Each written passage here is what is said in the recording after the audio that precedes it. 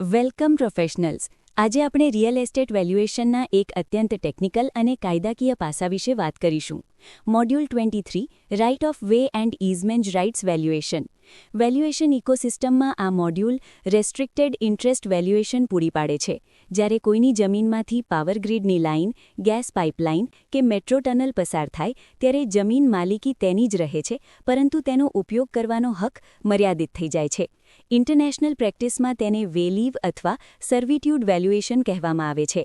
એક રિસર્ચરથી સિનિયર વેલ્યુઅરની સફરમાં આ મોડ્યુલ સમજાવે છે કે આખા પ્લોટની વેલ્યુ આપવાને બદલે માત્ર પ્રભાવિત વિસ્તાર એટલે કે કોરિડોર ઓફ ઇમ્પેક્ટની વેલ્યુ અને તેના કારણે બાકીની જમીનની વેલ્યુમાં થયેલો ઘટાડો કેવી રીતે ગણવો।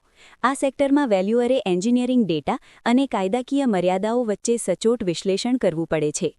રાઇટ ઓફ વે અને ઇઝમેન્ટનો પાયો યુઝેજ રિસ્ટ્રિક્શનના સિદ્ધાંત પર છે। આરડબ્લ્યુએ એક વ્યક્તિની જમીન પરથી બીજી સંસ્થાને પસાર થવાનો અથવા સુવિધા નાખવાનો કાયદેસરનો હક છે। અહીં આપણે ડોમિનન્ટ ટેનમેન્ટ એટલે કે જેને હક મળ્યો છે અને સર્વિયન્ટ ટેનમેન્ટ એટલે કે જેની જમીન પર હક છે તે બંને વચ્ચેના સંબંધને સમજવો પડે છે। હવે માત્ર જમીન પર જ નહીં પણ જમીનની નીચે ટનલ માટે અને જમીનની ઉપર હાઈ વોલ્ટેજ લાઇન્સ માટે પણ આરડબ્લ્યુએ વેલ્યુએશન અત્યંત મહત્વનું બન્યું છે। ભારતીય પ્રેક્ટિસમાં ઇન્ડિયન ટેલિગ્રાફ એક્ટ અને petroleum and minerals pipeline act હેઠળ વળતર નક્કી કરવામાં આવે છે। જો હાઈ ટેન્શન લાઇન ખેતરની વચ્ચેથી જાય તો ત્યાં બાંધકામ પર કાયમી પ્રતિબંધ આવી જાય છે, જે જમીનની માર્કેટ વેલ્યુમાં 50થી 80% જેટલો જંગી ઘટાડો લાવી શકે છે। કાયદાકીય માળખાની વાત કરીએ તો ઇન્ડિયન ઇઝમેન્ટ્સ એક્ટ 1882 ઇઝમેન્ટ હકોને વ્યાખ્યાયિત કરતો મૂળભૂત કાયદો છે। આઈવીએસ 400 હેઠળ નોન પોઝેસરી ઇન્ટરેસ્ટ્સના વેલ્યુએશન માટે ચોક્કસ માર્ગદર્શિકા આપવામાં આવી છે। પાવર લાઇન્સ માટે મિનિસ્ટ્રી ઓફ પાવરની ગાઇડલાઇન્સ મુજબ જમીન સંપાદન વગર પણ આરડબ્લ્યુએ વળતર આપવાના સરકારી નિયમો છે। એક સિનિયર વેલ્યુઅર તરીકે તમારે પાઇપલાઇન માટેના સેફટી બફર ઝોનને ધ્યાનમાં લેવો જ પડે, નહીંતર તે જમીન માલિકને થતા વાસ્તવિક નુકસાનનું ખોટું આંકલન ગણાશે। માર્કેટ ઇન્ટેલિજન્સમાં સ્ટિગ્મા અને સેફટી કન્સર્ન્સ ડેટાને સીધી અસર કરે છે। જે જમીન પરથી ગેસ પાઇપલાઇન પસાર થતી હોય ત્યાં ખરીદદારો ડરને કારણે ઓછી કિંમત ઓફર કરે છે, જેને માર્કેટ ડિસ્ટોર્શન કહેવાય છે।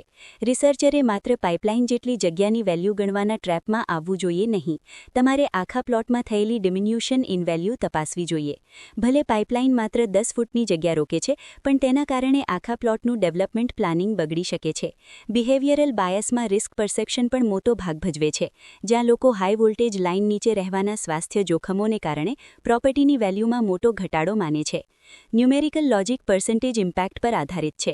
વળતર ગણવા માટે આપણે કોરિડોર એરિયાની માર્કેટ વેલ્યુને ઇમ્પેક્ટ પર્સન્ટેજ સાથે ગુણીએ છીએ અને તેમાં બાકીની જમીનને થતું નુકસાન એટલે કે ઇન્જુરિયસ અફેક્શન ઉમેરીએ છીએ। ઘણીવાર સરકાર જમીન કિંમતના 15થી 100% સુધીનું વળતર આરડબ્લ્યુએના પ્રકાર મુજબ નક્કી કરે છે। ઓડિટમાં વેલ્યુએશન ડિફેન્ડ કરવા માટે તમારે બિફોર એન્ડ આફ્ટર મેથડ રજૂ કરવી પડે છે, જે નુકસાન પહેલાંની અને પછીની વેલ્યુનો તફાવત સ્પષ્ટ કરે છે। પ્રોફેશનલ જજમેન્ટમાં સેવેરન્સ એટલે કે જમીનના ભાગલાને કારણે બાકીની જમીન કેટલી બિનઉપયોગી બની છે તે જોવું અનિવાર્ય છે। જો પાઇપલાઇન પછી ત્યાં કંઈ પણ બાંધવું અશક્ય હોય તો ફૂલ લોસ ઓફ યુટિલિટી મુજબ વેલ્યુ આપવી એ જ પ્રોફેશનલી એડવાઇઝેબલ છે। મોટી કંપનીઓ સામે નાના ખેડૂતના હકોનું રક્ષણ કરવા માટે વાસ્તવિક નુકસાનનો રિપોર્ટ આપવો એ આપણી એથિકલ જવાબદારી છે। કોમર્શિયલ પ્લોટની વચ્ચેથી ડ્રેનેજ લાઇન પસાર થવાના સિનારીઓમાં આપણે ફ્યુચર પોટેન્શિયલ લોસ ગણવો જોઈએ, કારણ કે ત્યાં ભવિષ્યમાં બિલ્ડિંગના પાયા નાખી શકાશે નહીં। રેડ ફ્લેગ્સ પર નજર કરીએ તો અનડિસ્ક્લોઝડ ઇઝમેન્ટ્સ એટલે કે છુપાયેલા હકો અને ટેકનિકલ સેફટી સેટબેક્સની અવગણના ભારે પડી શકે છે। જમીનની નીચે પાઇપલાઇન હોવા છતાં ઉપર ખેતી થઈ શકે કે નહીં તેની સ્પષ્ટતા હોવી જરૂરી છે। મેન્ટેનન્સ માટે કંપની ગમે ત્યારે જમીનમાં પ્રવેશી શકે તે શરતથી પણ વેલ્યુ ઘટે છે।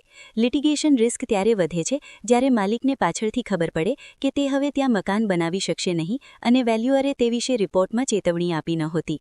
ગુજરાતના ફાર્મહાઉસ કેસ સ્ટડી પરથી શીખવા મળે છે કે 400 કેવીની પાવર લાઇન નીચે કોઈ રહેવા તૈયાર હોતું નથી, તેથી ડિમિન્યુશન ઇન વેલ્યુ અભિગમ જ શ્રેષ્ઠ છે। લાઇન નીચેના કોરિડોર અને સેફટી ઝોનનું અલગ વિશ્લેષણ અત્યંત જરૂરી છે। આરડબ્લ્યુએ વેલ્યુએશનમાં વિઝ્યુઅલ ઇમ્પેક્ટ પણ મહત્વની છે। મોટી ટાવર લાઇન્સ પ્રોપર્ટીની એસ્થેટિક વેલ્યુ ઘટાડે છે, જેના માટે વધારાનું ડિસ્કાઉન્ટ જરૂરી છે। તમારી એક્સપર્ટીઝ આ તમામ કાયદાકીય અને ટેકનિકલ પાસાઓને જોડીને સચોટ વળતર નક્કી કરવામાં જ રહેલી છે।